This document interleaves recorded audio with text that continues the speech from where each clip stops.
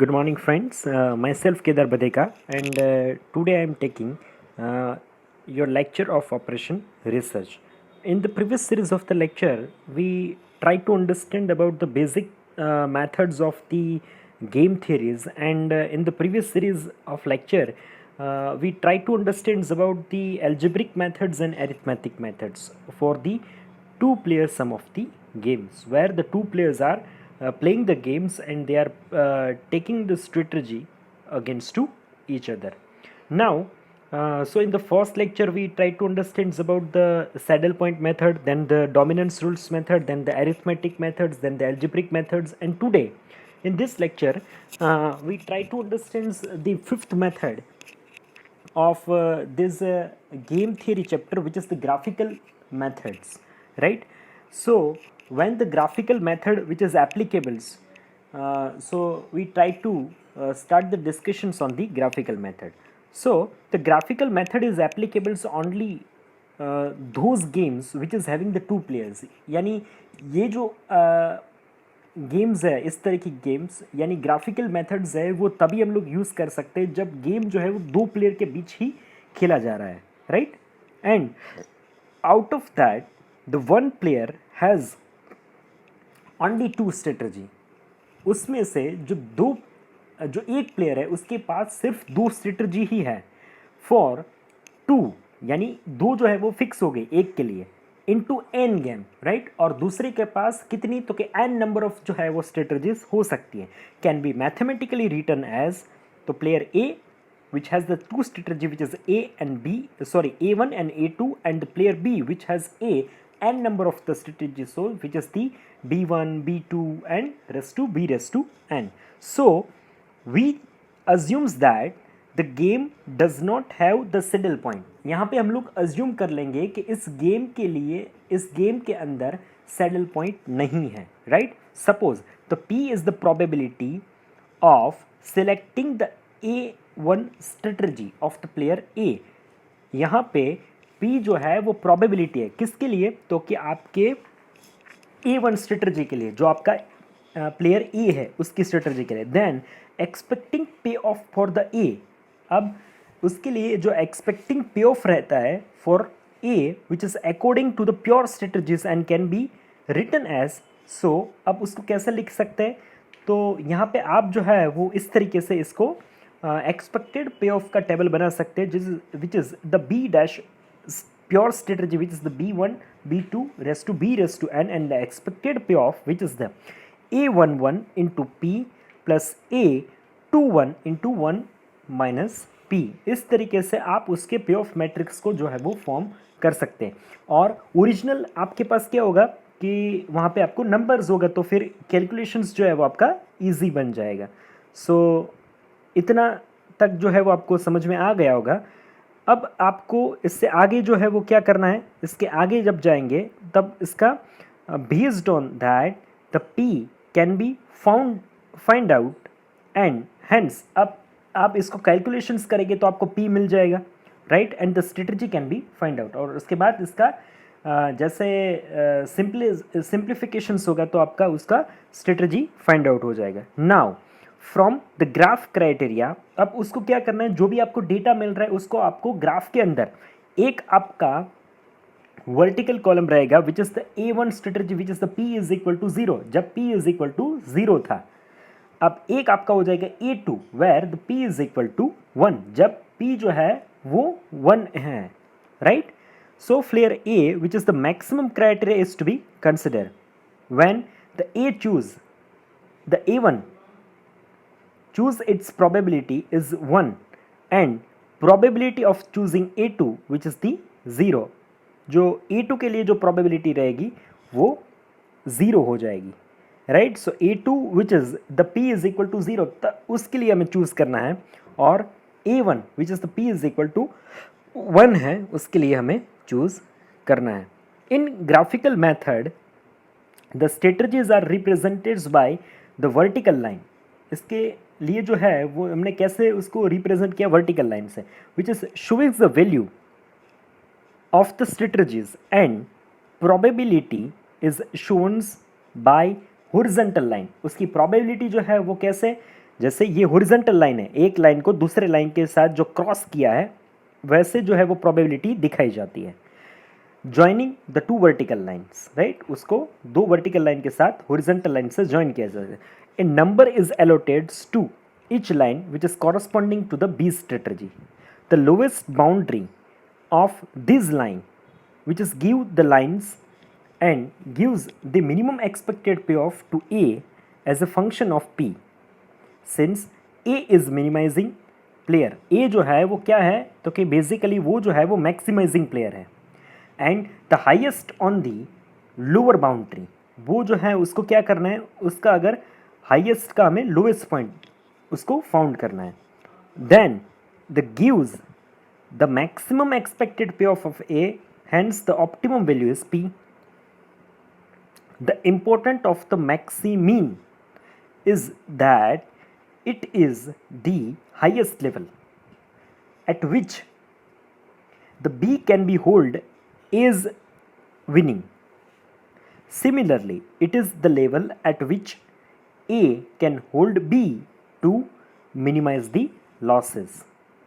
तो सिमिलरली यहाँ पे जो है वो m इंटू टू गेम भी ट्रीटेड हो सकता है. इस तरीके से जो है वो एक तरीके से ये 2x2 का जैसा एक तरीके से गेम जो है वो यहाँ पे रिड्यूस होके फॉर्म हो जाएगा. फिर उसको जो है वो आपको लास्ट में जो जिस दो लाइन मिलेंगे उस दो लाइन के पॉइंट को आपको ले लेना है, राइट. अब वो दो कोऑर्डिनेट दोनों के ले लेंगे, एक जो दो वर्टिकल लाइन के साथ अटैच है उस कोऑर्डिनेट को लेके आपको एक 2x2 का मैट्रिक्स मिल जाएगा. उस 2x2 का मैट्रिक्स को जो है वो आप एल्जेब्रिक या एरिथमेटिक मेथड से जो है वो सॉल्व कर सकते हैं. वैसे इस तरीके से आपको ग्राफिकल रिप्रेजेंटेशन से जो है वो इस तरीके के गेम जो सॉल्व हो सकते हैं. यानी इस चीज़ का बेसिक कोर क्या था कि ऐसी गेम जिसके अंदर दो प्लेयर खेल रहे हैं, एक प्लेयर के पास जो अपनी स्ट्रेटजीज है वो fix strategies which is the two, एक ऐसा प्लेयर है जिसके पास दो ही स्ट्रेटजी है और दूसरा प्लेयर ऐसा है जिसके पास n नंबर ऑफ स्ट्रेटजी है. उस कंडीशंस के अंदर गेम अगर खेला जाएगा तो कैसे खेला जाएगा और उसका ग्राफिकल रिप्रेजेंटेशन कैसे होता है, ये इस मेथड से हमें पता चलता है. अब इसका एक हम लोग एग्जांपल जो है वो स्टडी करने की कोशिश करेंगे जिससे आपको ज़्यादा क्लैरिटी मिल सकती है. तो यहाँ पे आपके सामने एक एग्जांपल है, सॉल्व द फॉलोइंग पे of matrix for the player A, also find out the optimal strategy and the value of the game using the arithmetic method. अब उसको जो है वो यहाँ पे आपको जैसे आपको 2x2 का मैट्रिक्स मिल जाएगा तो उसको आपको एरिथमेटिक मेथड से जो है वो सॉल्व करना है, राइट. वैसा आपको क्लियर जो है वो इंडिकेशंस दिया है. तो यहाँ पे आप देख लीजिए कि आपके पास एक टेबल जो है वो दिया गया है, player A versus player B. Player A ऐसा प्लेयर है जिसके पास दो ही स्ट्रेटजी है, A1 और A2, जबकि प्लेयर बी है जिसके पास 5 स्ट्रेटजी है which is the B1, B2, B3, B4 and B5, right. ये चीज़ आपको यहाँ पे मेंशंस किया हुआ दिया है, राइट. अब स्टेप क्या है, तो आपको first you have to check the saddle point. तो सैडल पॉइंट आपने चेक करना है. सैडल पॉइंट कैसे चेक किया जा सकता है वो आपको पता है, राइट.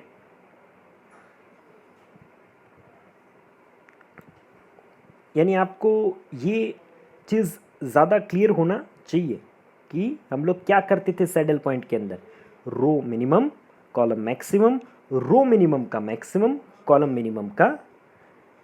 मैक्सिमम का मिनिमम, अगर both are same then the saddle point which is exist, right.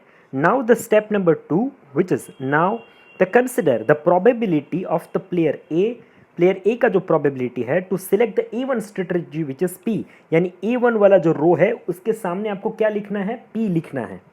और A2 के लिए जो है वो आपका जैसे हम लोग एज्यूम करने थे ना एल्जेब्रिक के अंदर, वैसे यहाँ पे 1 माइनस P एज्यूम करना है A2 के लिए, right. Consider the as payoff matrix when the strategy is of B which is changing as in the given below. अब वो कैसे किया जा सकता है, आप देख लीजिए कि B1 के जो प्योर स्ट्रेटजीज है which is B1, B2, B3, B4, B5, तो और B5 तक आपने लिख दिया.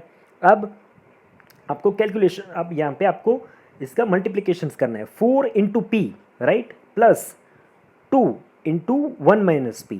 आप देख लीजिए कि मैंने जो पहला कॉलम था B1 का, तो हम लोग B1 के लिए बात कर रहे हैं, B1 की स्ट्रेटजी के लिए, तो 4 इंटू पी, क्योंकि मैंने A1 के लिए जो है A1 स्ट्रेटजी के लिए मैंने P एज्यूम किया है, A2 स्ट्रेटजी के लिए मैंने 1 माइनस पी किया है, तो इसीलिए मैंने 4 into P plus 2 into 1 minus P. इसी तरीके से मैंने दूसरा कॉलम लिया 2 into P plus 7 into 1 minus P. इस तरीके से मैंने एक्सपेक्टेड पे ऑफ मैट्रिक्स जो है वो यहाँ पे कैलकुलेशन। अब इसका सिंप्लीफिकेशंस करके मैं इसको समराइज करूँगा, तो 4p प्लस 2 माइनस 2p, तो 4p में से 2p चले जाएंगे तो 2p बचेंगे, तो 2p प्लस 2, यानी ये इसके एक्सपेक्टेड पे ऑफ को जो है मैंने सिंप्लीफिकेशंस करके मुझे ये मिला। यहाँ पे कैसा हो जाएगा आपका कि 2p प्लस 7 माइनस 7p, तो minus 5p plus 7, then the p plus 8 minus 8p, तो माइनस 7p प्लस 8, यानी इस तरीके से आपका पूरा जो है वो सिंप्लीफिकेशन हो के आपका टेबल यहाँ पे रेडी हो जाएगा।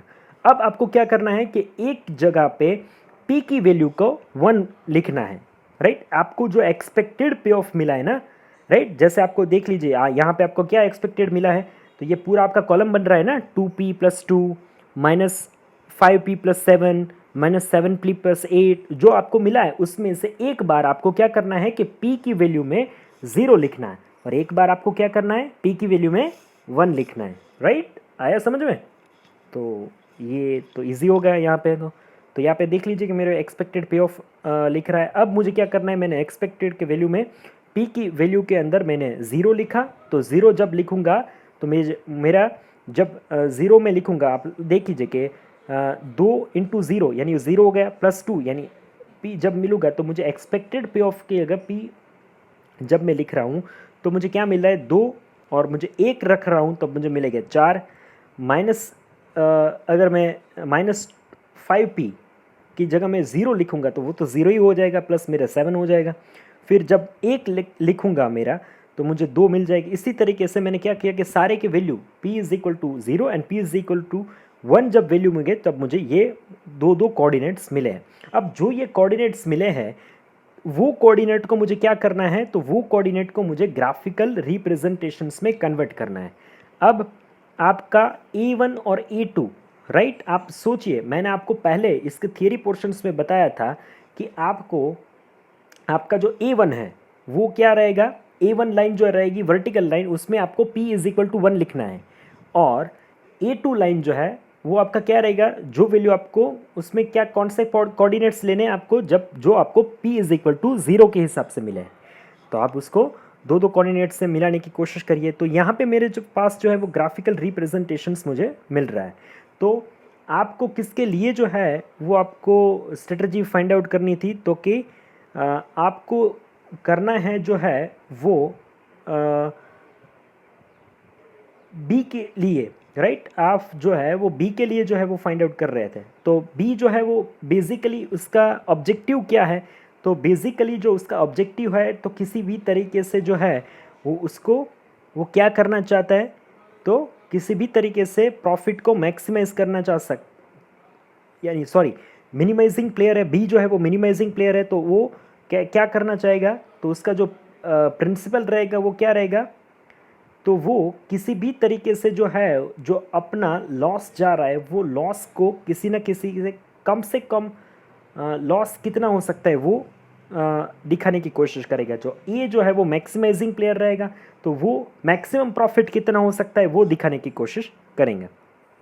अब यहाँ पे जो आपको पॉइंट्स मिले वो पॉइंट्स आपको A1 और A2 लाइन के अंदर लिखने हैं। तो आप कैसे लिखोगे, तो आप जैसे मुझे मिला कि B1 के लिए जो है मेरी स्ट्रेटजी है B1, तो इसके लिए मुझे 2 और 4, तो ये जो मेरा लाइन है मैं आपको जूम करके यहाँ पे दिखा रहा हूँ, जो लाइन में ज़्यादा जूम कर रहा हूँ वो, तो एक मेरा पॉइंट हो गया 4, राइट, जो p इज इक्वल टू 1 था, और यहाँ पे मेरा 2, राइट। अब दूसरा लाइन हो जाएगा मेरा 7 और 2, तो यहाँ पे मेरा हो जाएगा 2 और ऊपर वाला 7, राइट।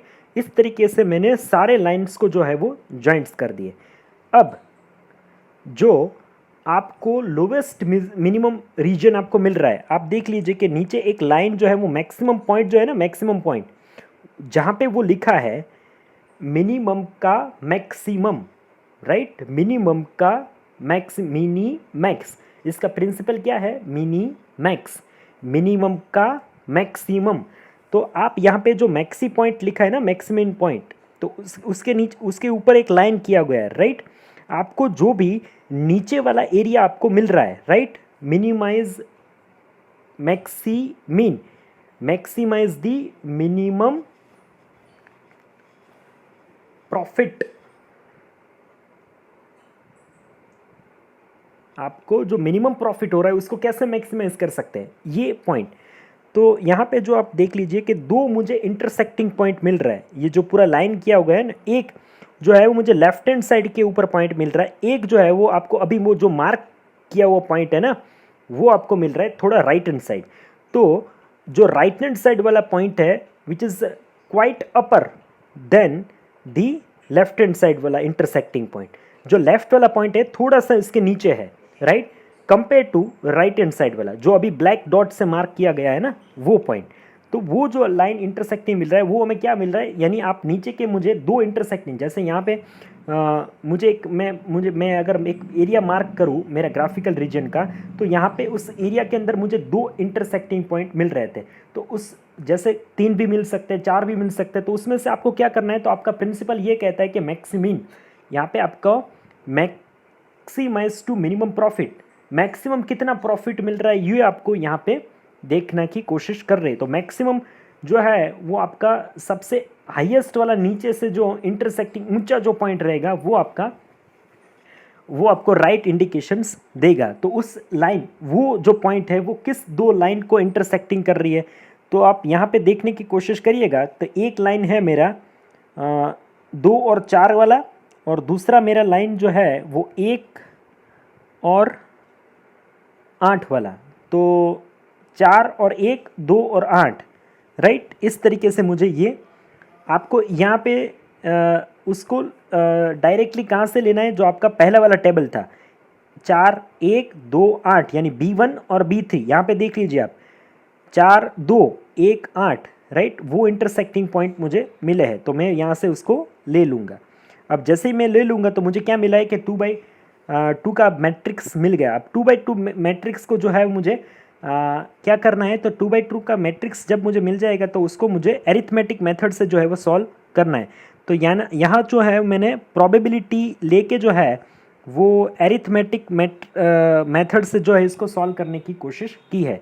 जैसे आप देख लीजिए कि 4 और 1 के बीच का डिफरेंस 3, तो मैंने उसको फर्स्ट रो का डिफरेंस मैंने लिखा दूसरे रो के सामने, फिर दूसरे रो का डिफरेंस जो है मैंने पहले रो के सामने, इसी तरीके से पहले कॉलम का डिफरेंस मैंने लिखा जो है वो दूसरे कॉलम के नीचे, और दूसरे कॉलम का जो डिफरेंस था मैंने लिखा पहले कॉलम के नीचे। अब उसके बाद जो है वो मैं उसका प्रोबेबिलिटी जो है वो फाइंड आउट करने की कोशिश करूँगा, विच is the 6/9 and 3/9 here, which is the 7/9 and 2/9, और इस तरीके से जो है मुझे प्रोबेबिलिटी मिल जाएगी। तो यहाँ पे जो है वो आपका सॉल्यूशंस मिल जाएगा। सो विच इज़ दी, आप उसके पास उसका इक्वेशंस है, और इक्वेशंस में आप जैसे वैल्यू ऑफ गेम आपको पुट करेंगे तो आपको फाइनल आंसर जो है वो यहाँ पे मिल जाएगा। So this is the graphical representations method. ये जो था पूरा ग्राफिकल रिप्रेजेंटेशंस मेथड था। अब इसका दूसरा एग्जांपल मैं आपको यहाँ पे दिखाने की कोशिश कर रहा हूँ। तो यहाँ पे प्लेयर ए के पास 2 स्ट्रेटजी है, प्लेयर दो के पास जो है वो 3 स्ट्रेटजी है। इसी तरीके से मैंने A1 स्ट्रेटजी के सामने P एज्यूम कर लिया, A2 स्ट्रेटजी के सामने मैंने 1 - P एज्यूम कर लिया। जैसे ये एजम्पशंस हो गए तो ऐसे एजम्पशंस के बाद जो है मैंने एक एक्सपेक्टेड पे ऑफ मैट्रिक्स जो है वो लिखने की कोशिश की for B, which has a pure strategy, which is the 1 × P + 8 × 1 - P। इसी तरीके से 3P + 5 × 1 - P, then 11P + 2 × 1 - P। इस तरीके से मैंने इसको सिंप्लीफिकेशंस किया। जब सिंप्लीफिकेशंस हो गया तो उसके बाद मैंने एक बार जो है वो P की वैल्यू 0 पुट की, एक बार जो है वो मुझे P की वैल्यू 1 पुट करनी थी, और इस तरीके से मुझे जो है वो आंसर मिले। जैसे आंसर मिले तब मुझे A1 लाइन के अंदर वो कोऑर्डिनेट्स लेने हैं जो P = 1 थे, और A2 लाइन के अंदर मुझे वो कोऑर्डिनेट्स लेने हैं जो P = 0 थे, राइट। वो जो था मैंने यहाँ पे लिखने की कोशिश की। अब उसके बाद जैसे उसका इंटरसेक्टिंग पॉइंट मिलेगा मुझे, तो इंटरसेक्टिंग पॉइंट मिलने के बाद मुझे वो लाइन सेलेक्ट करना है। और जैसे ही वो लाइन यहाँ पे आप देख लीजिए कि उसका मिनिमम का मैक्सिमम पॉइंट नीचे वाला रीजन जो है वो आपने मार्क किया, तो दो इंटरसेक्टिंग पॉइंट आपको दिख रहा है। एक जो है वो लेफ्ट हैंड साइड है, वो ज़्यादा ऊपर है compare to right hand side. Right hand side वाला पॉइंट जो है वो थोड़ा सा नीचे है compare to left hand side वाले इंटरसेक्टिंग पॉइंट। तो मैं मुझे मैक्सिमम पॉइंट लेना था, राइट। तो मैंने मैक्सिमम पॉइंट उसको कंसिडर करके ले लिया। अब जो मैक्सिमम पॉइंट मुझे इंटरसेक्टिंग पॉइंट मिल रहा है जो हाइट से नीचे से, राइट, वो किस दो लाइन से इंटरसेक्टिंग करके मुझे मिला है, तो वो मुझे पकड़ना है। तो वो जैसे मैं पकड़ूंगा तो मुझे दो लाइन यहाँ पे मिल जाएगी कि जो 2 और 11 को जॉइंट कर रही थी और 3 और 5 को। तो यहाँ पे मुझे 2/2 का मैट्रिक्स मिल जाएगा। उस 2/2 मैट्रिक्स को मुझे जो था वो एरिथमेटिक मेथड से जो मुझे सॉल्व करके इसका मुझे वैल्यू ऑफ गेम का आंसर मिल जाएगा। तो ये था आपका 5th मेथड जो ग्राफिकल रिप्रेजेंटेशंस मेथड था।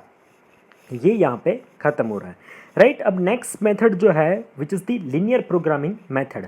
अब लीनियर प्रोग्रामिंग मेथड जो है वो आप पहले ही इसको पढ़ चुके हैं, राइट। लीनियर प्रोग्रामिंग आप पूरा जो है वो चैप्टर ही पढ़ चुके हैं, तो मुझे ज़्यादा जो है उसमें आपको कुछ दिखाने की या फिर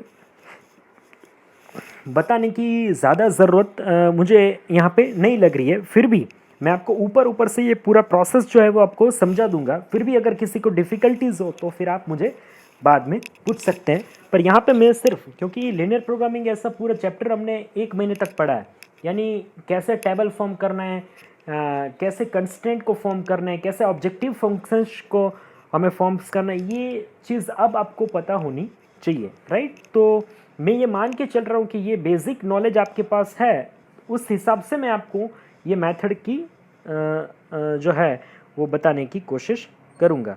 तो यहाँ पे जो है this is the linear programming methods theory since the game theory can be expressed as a linear programming.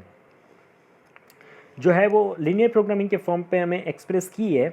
We will solve the game theory problems by the linear programming problem. This method is same as a linear programming method. जो method जो है वो linear programming method से same methods है।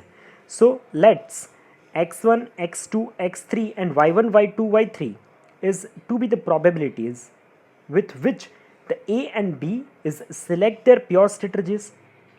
उससे जो है हम लोग प्योर स्ट्रेटेजी को सिलेक्ट कर सकते हैं। And the followings are the steps which is to be perform, right. अब उससे जो है उसके बाद के जो है स्टेप्स हम परफॉर्म कर सकते हैं। First we have to check the saddle point. जब आपको किसी भी गेम का प्रॉब्लम मिले तो फर्स्ट हमारा स्टेप्स क्या होना चाहिए, तो first step which is we have to check the saddle point. Second, find the range of the game value. अब उसके बाद आपको गेम का रेंज वैल्यू जो है वो फाइंड आउट करना है। इफ़ इट्स लाइज बिलो, जब वो आपको नीचे मिल रहा है, right, then add the number to each cells of the matrix which can make the value of the game which is to be positive। उसको आपको मैट्रिक्स के अंदर ऐड कर देना है जिससे जो है वो आपका वैल्यू का जो गेम मिले वो आपको पॉजिटिव गेम मिले। Now we have to consider the value of game to A is V, right, from consider from the B's point of view and develop the strategies of the player। सो यहाँ पे आपको ये assume कर लेना है कि y1 upon v is equal to capital y1, y2 upon v which is the capital y2 और y3 upon v which is the capital y3। Then we have to rewrite the relationship, then converting the relations into the equations. अब उस equations को हमें उस relations को equations में convert करना है। Then we have to use the LP methods and from that we can find out the value of the games and we can reuse the equations which is assumes in the step number 4 so that we can find out the solutions with the linear programming methods। so यहाँ पे आपको एक game का एक matrix दिया गया है। Player A के पास 3 स्ट्रेटजी है, प्लेयर बी के पास जो है वो 3 स्ट्रेटजी है which is the A1, A2, A3 and B1, B2, B3। So यहाँ पे हमें क्या करना है, let's x1, x2 and x3, y1, y2 and y3 are the probability with which A and B is select that pure strategy and the following are the steps to be performed. यहाँ पे हमें ये probabilities ले लेनी है. The them आपको क्या करना है, द स्टेप नंबर 1 हो जाएगा आपका कि first you have to check that is the saddle point or not, right. हमने सैडल पॉइंट है कि नहीं वो चेक किया. तो अगर आपको सैडल पॉइंट, बट ऑब्वियस है कि इसमें नहीं ही मिलने वाला है, फिर भी आपको एक बार आपकी रिस्पॉन्सिबिलिटी बन जाती है कि आपको सैडल पॉइंट चेक करना पड़ेगा. Now the step number 2 is the game value is lies between the 0 and 3. यहाँ पे आप मैट्रिक्स के अंदर आप देख लीजिए कि गेम की सारी वैल्यू जो है वो 0 और 3 के अंदर जो है वो आएगी, right. So there is a no need to add any number for making the value of the game to positive or the greater than 0, right. यहाँ पे कोई ज़रूरत नहीं है कि हम कोई वैल्यू को अगर ऐड करें जिससे हमारा गेम का वैल्यू जो पॉजिटिव या फिर 0 में हमें मिले. Now the value of the game to A is v. A के लिए जो है वो वैल्यू ऑफ गेम हमारा v बन जाएगा. Consider the B's point of view, हमें b के पॉइंट ऑफ व्यू से हमें वो चीज़ सोचनी है. Since the b will try to minimize the v. b कैसे ट्राई करेगा, b जो है वो ट्राई करेगा कि मैं कैसे a के जो स्ट्रेटजी है जो v है उसको मैं कैसे किस तरीके से मैं मिनिमाइज कर सकूं. So we must maximize the 1/v against the each strategy of the a. So यहाँ पे आपका अब कंस्ट्रेंट बन रहा है. सो a1 के जो कंस्ट्रेंट बन रहा है which is the 0 small y1 plus 2y2 plus 3y3 which is less than और इक्वल टू v. इसी तरीके से 3y1 into y2 plus 3y3 less than और equal to v. Third which is the a3 which is 4y1 plus 4y2 minus 2y3 which is less than और equal to v. अब यहाँ पर आपको क्या करना है कि dividing all the relationship by the v. अब सारे रिलेशंस को जो है वो आपको v से डिवाइड करना है. तो सारे जो इक्वेशंस है ना उसमें आप v से डिवाइड कर दिए कि 0v1 small v1 so small y1 divide by v plus 2y2 divide by v plus 2y3 divide by v which is less than और इक्वल टू 1. अब 1 क्या किया हमने, हमें v को रिप्लेस करने के लिए जो है वो जो हमें ऑब्जेक्टिव कंस्टेंट के वेरिएबल के फॉर्म्स में जो था उसको रिमूव करने के लिए मैंने क्या किया कि सारे को v से डिवाइड कर दिया. अब मुझे वैल्यू ऑफ गेम की जगह मुझे क्या, वैल्यू ऑफ गेम जो मेरा कन्वर्ट हो जाएगा एक नंबर फॉर्म्स के अंदर. अब ये चीज़ जो है वो आपको कंस्टेंट सेकंड और कंस्टेंट a2 और कंस्टेंट a3 के लिए जो है वो आपको यहाँ पे परफॉर्म करना है. जैसे इतना स्टेप्स आपको कंप्लीट हो गया तो उसके बाद जो है वो आपको क्या करना है, उसके बाद जैसे इतना काम हो जाएगा उसके बाद let's assumes where the small y1 upon v is equal to capital y1 जो हमने पहले थियरी में एज्यूम किया था. Then small y2 upon v which is capital y2. Then small y3 upon v which is the capital y3. इस तरीके से इसको ये पॉइंट्स में ये वेरिएबल में कन्वर्ट कर देना है. जहाँ जहाँ पे आपको स्मॉल y1 अपॉन v दिखेगा, स्मॉल y2 अपॉन v दिखेगा, स्मॉल y3 अपॉन v दिखेगा, वहाँ पे आपको क्या करना है, कैपिटल y1 कैपिटल y2 और कैपिटल y3 लिख देना है. यहाँ पे ये आपके अब कंडीशंस चेंज हो रही है. So the 0 capital y1 plus 2y2 plus 2y3 which is less than equal to 1. Now converting the above relationship into the equal to constant or inequalities equation. So 0y1 plus 2y2 plus 3y3 plus यहाँ पे मैंने क्या किए तो कि slack variable जैसे ही मैंने add किए तो अब मेरा इक्वेशंस जो है वो बैलेंस कंडीशंस में लेस देन और इक्वल टू जो मेरा कंडीशंस था उसको मुझे इक्वल टू में कन्वर्ट करने के लिए क्या करना पड़ता है, मुझे स्लैक वेरिएबल जैसे ही मैं ऐड करूँगा तो वो बैलेंस होके जो है वो इक्वालिटी में आ जाएगा. तो मैंने सारे को इक्वालिटी में कन्वर्ट करने की कोशिश की. जैसे ही इक्वालिटी में कन्वर्ट करने की कोशिश की तो अब आपको टेबल बनाना है. सो y1 plus y2 plus y3 plus s1 plus s2 plus s3, right. ये सारे इतने वेरिएबल हो गए. राइट। फिर आपका हो जाएगा रिप्लेसमेंट रेशियो हो जाएगा, राइट। बेसिक वेरिएबल्स हो जाएगा, राइट, सप्लीमेंट्री वेरिएबल्स हो जाएंगे। अब आपको वेरिएबल्स को लेके जो है वो जो अपनी पुराना प्रोसेस था लिनियर प्रोग्रामिंग ना, लीनियर प्रोग्रामिंग का, उस प्रोसेस से जो है वो सारे इक्वेशंस जो है वो सारे इटरेशंस आपको फॉलो करने की कोशिश करनी है। जब आपको आपके इटरेशंस के अंदर ज़ीरो जो है वो रिप्लेस होके आपका बेसिक वेरिएबल 1 आ जाएगा, वहाँ पे जो है वो आपका ये एग्जाम्पल जो है वो कंप्लीट हो जाएगा और आपको जो भी वैल्यू मिल रही है वो y1 y2 y3 और s1 s2 वैल्यू जो है वो बेसिकली तो ज़ीरो ही होने वाली है। उसको लेके आपको जो बेसिक इक्वेशंस में आप उसको जब पुट कर दोगे तो यहाँ पे आपका जो है वो लीनियर प्रोग्रामिंग से इसका आंसर जो है वो आपको मिल जाएगा। तो यहाँ पे जो है ये मेथड यहाँ पे आपका ख़त्म हो जाएगा। नेक्स्ट जो मेथड है which is the iterative methods for the approximates solutions, right. ये जो मेथड है वो आपका पूरा जब आपके पास 3x3 का मैट्रिक्स है और हायर मैट्रिक्स है और हायर गेम्स है, इसके लिए ज़्यादा यूज़ हो रहा है, which are not soluble by the previous discussed method. जो है वो जिसको जो है वो 3x3 और उससे ज़्यादा के जो मैट्रिक्स और ज़्यादा प्लेयर वाले गेम हैं जो प्रीवियस मेथड से जो सॉल्व नहीं हो सकते थे, उस चीज़ के अंदर ये जो है वो आपका ये मेथड इटरेटिव मेथड जो है वो काफ़ी बार तो सिलेबस में इसको मेंशन भी नहीं किया। आपका जीटीयू का जो सिलेबस में इस मेथड को जो है मेंशन नहीं किया गया है। मैं आपको सिर्फ यहाँ पे इसीलिए पढ़ रहा हूँ कि आपके बुक के अंदर है, आपके जीटीयू के सिलेबस के अंदर नहीं है, इसलिए ये पूछने के चांसेस 0% है, राइट। 5th सेमेस्टर के सिलेबस के अंदर नहीं है, इसलिए ये एग्ज़ाम में पूछने के चांसेस 0% ही रहते हैं। और आज के बाद आज से पहले के जो एग्ज़ाम के आप एग्ज़ाम के जीटीयू एग्ज़ाम के पेपर देखोगे तो भी आपको ये चीज़ पता हो जाएगी कि इटरेशंस जो मेथड है, इटरेटिव मेथड जो है वो आज तक पहले 5 साल में रेयरली 7th सेमेस्टर के अंदर एक बार अगर पूछा गया हो तो, राइट। उस 10 पेपर रेगुलर और रेमेडियल 10 में से शायद एक ही बार ऐसा हुआ है लास्ट 5 साल में जब वो पूछ लिया हुआ है।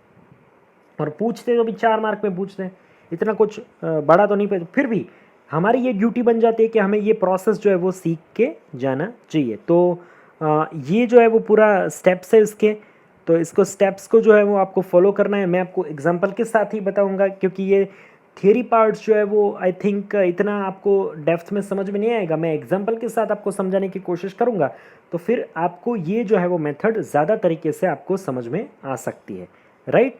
तो इसको समझने की कोशिश स्टार्ट करते हैं। यहाँ पे आपके पास एक एग्जांपल है, उस एग्जांपल को आपको सॉल्व करना है।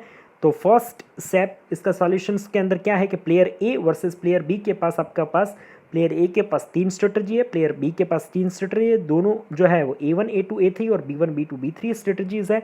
उसको जो है वो आपको यूज़ करके आपको पहला steps you have to select any row, right. कोई भी रो आपको आर्बिट्ररीली जो है वो आपको सिलेक्ट करनी है and place it below the given matrix.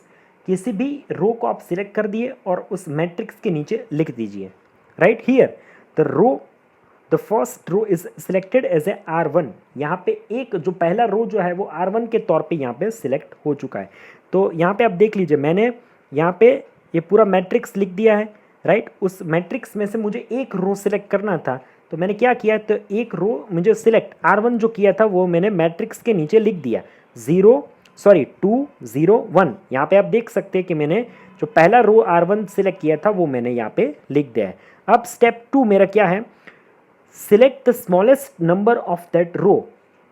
तो उस रो का स्मॉलेस्ट नंबर आपको उसको सिलेक्ट करना है। You have to mark in that mark with the circle in that element. तो इस रो का सबसे छोटा एलिमेंट कौन सा था, तो इस रो का सबसे छोटा एलिमेंट तो 0 था, तो 0 को मैंने सर्कल से मार्क कर दिया। तो स्टेप 2 मेरा कंप्लीट हो गया। Now you have to select the column C1, right. यहाँ पे आपको कॉलम C1 को सिलेक्ट करना है of that matrix which has a smallest element which is equal to the smallest number of that row. आपको ऐसा C1 एक column जो है जिसको चूज करना है जिसके अंदर सबसे छोटा वेरिएबल हो और वो जो वेरिएबल हो वो आपके रो वाले जो रो का ज़ीरो था उसके इक्वल हो, यानी इस आपको ऐसी एक कॉलम सेलेक्ट करनी है जिसके अंदर ज़ीरो हो, यानी वो ज़ीरो और आपके रो में जो सबसे छोटा वेरिएबल था वो दोनों मैच होने चाहिए। तो मैंने यहाँ पे जो है हियर, तो आप ऊपर का टेबल देखोगे तो सारे कॉलम के अंदर ज़ीरो है, राइट। तो मैंने क्या किया कि सबसे छोटा जो कॉलम था B3 जिसके अंदर सबसे छोटे वेरिएबल्स थे तो उसको मैंने सेलेक्ट किया। तो here the zero is available in all the row arbitrarily selecting the third column, मैंने थर्ड कॉलम जो है उसको सिलेक्ट किया है and placing that column into the right hand side of the matrix. तो यहाँ पे आप देख सकते हैं कि मैंने कॉलम के वाइज जो है, जैसे मैंने रो वाइज में उसको फर्स्ट रो को उसके नीचे लिखा था, तो मैंने यहाँ पे जो क्या किया है कि जो मैंने कॉलम सिलेक्ट किया थर्ड कॉलम तो उसको मैंने राइट हैंड साइड पे, यहाँ पे आप देख लीजिए कि राइट हैंड साइड पे उसको मैंने उसको मेंशन कर दिया है। अब step number 4, select the largest number of that selected column. उस आपने जो कॉलम सिलेक्ट किया है उसमें से आपको लार्जेस्ट नंबर को सिलेक्ट करना है एंड मार्क दैट एलिमेंट। तो यहाँ पे आप देख लीजिए कि उस के अंदर लार्जेस्ट नंबर 1 है, तो आप 2 1 है तो उसमें से पहला वाले रो जो है उसको सेलेक्ट कर सकते हैं, यानी here the largest element is 1 in the 2 row, 2 row के अंदर 1 है। So arbitrarily making the 1 in the row first, right, जो फर्स्ट रो के अंदर है उसको मैंने सिलेक्ट किया है। Now from the last iterated column, right, जो लास्ट इटरेटेड कॉलम था मेरा जो हमने बनाया, सिलेक्ट द मिनिमम नंबर, उसमें से जो लास्ट अभी बना उसमें से मिनिमम नंबर, तो मिनिमम नंबर कौन सा हो जाएगा 0, and select the minimum number and accordingly select the row from that row from the matrix. Here the smallest number is 0, तो मैंने आपको यही चीज़ बताया कि स्मॉलेस्ट नंबर कौन सा है मेरा 0, right. So correspondingly the selecting row which has the minimum number which is equal to the 0, तो मैंने यहाँ से जो कॉलम अभी अभी मैंने बनाया था, यहाँ पे आप देखोगे अभी अभी जो अपना कॉलम बना उसमें स्मॉलेस्ट एलिमेंट जो है वो कौन सा था, तो स्मॉलेस्ट एलिमेंट जो था वो 0 था। आपको उस हिसाब से ऐसी एक रो सेलेक्ट करनी है जिसके अंदर जो है वो 0 हो। तो मैंने जो है वो क्या किया कि रो 2 जो है वो सिलेक्ट किया, रो 2 जिसके अंदर 0 है, और जो है उस कॉलम को जो है मैंने सिलेक्ट किया और मैट्रिक्स में से, तो we have selected the row number 2 of that matrix, add the row in the previous selected row. अब उस रो को मुझे क्या करना है, जो प्रीवियसली सिलेक्टेड हमने प्रीवियसली कौन सा पहला वाला रो जो है वो हमने पहले सिलेक्ट किया था R1, राइट, उसके अंदर मुझे जो ऐड करना है, right, the summations under the matrix. तो मुझे क्या करना है, तो मैंने जो अभी जो मैंने सिलेक्ट किया कौन सा दूसरा रो था, अब मुझे क्या करना है दूसरा जो मैंने अभी रो जो सिलेक्ट किया उसको फर्स्ट रो के अंदर समेशंस करना है। तो आप यहाँ पे देख लीजिए कि मैंने 2 के अंदर 2 डाले, तो मुझे यहाँ पे मैंने जो मेरा सेकंड रो था तो सेकंड रो के अंदर फर्स्ट वेरिएबल मेरा फर्स्ट एलिमेंट 0 था, तो 0 को मैंने 2 के अंदर ऐड किया तो मेरा 2। फिर दूसरा एलिमेंट जो है वो मेरा क्या था, दूसरा एलिमेंट जो है मेरा 2 था, तो 2 को दूसरा एलिमेंट मेरा 2 था तो 2 को मैंने 0 के अंदर डाला तो मेरा 2 हो गया। अब तीसरा एलिमेंट जो है वो मेरा 1 था, तो 1 को मैंने 1 के अंदर डाला तो मेरा 2 हो गया। तो यहाँ पे आपका एक नीचे रो बनेगा, तो वो जो रो बनेगा वो कौन सा जो न्यू डेवलप्ड रो होगा वो आपका 2 2 और 2 उस टाइप का एक रो बन जाएगा। यहाँ पे आपका स्टेप नंबर ये ख़त्म हो गया। Repeat this possibles for the number of iterations, इसको आप मिनिमम 5 इटरेशंस के तक जो है वो आपको इसको प्रोसेस करना है। तो मैंने क्या किया कि ये जो है वो जैसे बना था, तो अब मेरा अभी का जो कॉलम बना वो कौन सा था, अभी का जो रो बना 2 2 2, अब उसको मैं क्या करूँगा, अब उसको मुझे ऐड करना है फर्स्ट रो के अंदर। तो अब जो मुझे बना है यहाँ पे 2 2 2, उस रो को मैं फर्स्ट रो आपके जो डार्क वाले मेंशन किए उसको मैं ऐड करूंगा। तो 2 को मैं 2 में ऐड करूंगा तो मेरा नीचे वाला अभी जो नया डेवलप्ड रो हो रहा है वो 4 बन रहा है। फिर 2 को मैं 0 में डालूंगा तो मेरा 2 बनेगा। 2 को मैं 1 में डालूंगा तो मेरा 3 बनेगा। तो अब आपका नया रो बना है विच इज़ दी 4 2 3। अब मैं उसको क्या करूंगा 4 2 3 को मुझे किस में ऐड करना है, तो 4 2 3 को मुझे ऐड करना है थर्ड रो के अंदर जो डार्क वाला है उसके अंदर। तो मैं 4 को 3 में डालूंगा तो मेरा 7 हो जाएगा। 2 को 0 में डालूंगा तो 2, 3 को 0 में डालूंगा तो मेरा 3। यहाँ पे आपका ये खत्म हो गया। अब उसके बाद फर्स्ट अभी जो आपका जो नया रो बना है विच इज़ दी 7 2 3, राइट, 7 2 3। तो 7 2 3 को आप और आपके जो लास्ट वाले में डालेंगे तो आपका बन जाएगा 10 2 और 3। तो यहाँ पे जो है वो मैंने 5 इटरेशंस तक जो है इसको ऐड करने की कोशिश की है। उसी तरह जो है वो आपको सेम चीज़ को कहाँ तक करना है, सेम चीज़ जो मैंने रो के लिए नीचे नीचे इटरेशंस को डेवलप की, इसी तरीके से 5 इटरेशंस तक जो है वो आपको कॉलम के अंदर जो है वो भी ऐड करके जाना है, राइट। आप जैसे ही वो कॉलम के अंदर ऐड करते जाओगे तो आपका ये जो है वो एक को आप जैसे 0, राइट, एक का एक ही रहेगा,